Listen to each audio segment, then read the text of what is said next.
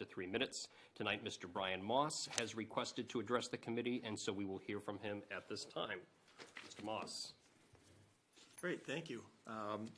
First, I just wanted to note that I'm speaking only on my behalf about my own opinions and concerns and not on behalf of any other person or group.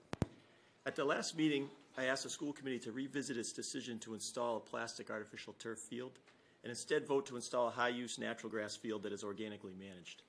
The new information I provided was that the EnviroFill warranty states that on average across the plastic field, a minimum of 70% of the product will remain coated. This means that up to 30% of the hundreds of thousands of pounds of plastic-coated infill may wear off, causing microplastic pollution that would pose a risk to the health of our athletes and students and a risk to the quality of our drinking water. You might be surprised to find out that plastic artificial turf fields are subject to no health or safety standards and are not regulated by any governmental agency. We cannot rely on the industry that stands to profit from it to decide a safe level of toxic exposure to our children and environment.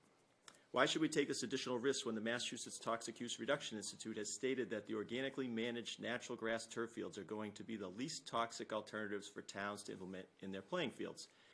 The school committee has cited extended use as the primary driver, but extended use for whom? Currently, Shrewsbury High School plays less than 100 events a year on the current stadium field, and that is because the current field is in poor condition and is poorly drained, as stated in the consultant's assessment. Gale Associates has stated that a well-maintained, well-drained natural grass field can provide up to 300 events. Therefore, improving natural grass field would provide triple the number of uses. Therefore, I believe natural grass can meet most of the extended use needs of Shrewsbury High School sports. Although artificial turf could provide for even more extended use, that use would be beyond the needs of Shrewsbury High School and mainly benefit non-Shrewsbury High School groups. However, the school committee has cited that extended use for the community is also a driver to install artificial turf. I believe extended use for the community can also be achieved by addressing both the Phase 1 and Phase 2 parts of the project. With the almost $800,000 raised for the field, instead of installing one artificial turf field to get up to 720 events, why not install two natural grass fields, one at the stadium field and the other at the lacrosse field to get up to 600 events? That should be more than enough extended use to meet Shrewsbury High School's and additional needs of the community while avoiding the risk to our children and town water supply. This would also save the town from having to raise the additional $800,000 for the planned Phase 2 artificial field at the lacrosse field, and also prevent Shrewsbury from having to spend eventually $800,000 every decade to tear up both plastic artificial turf fields, send them to the landfill, and replace them with new fields, new plastic fields, over and over again for decades to come.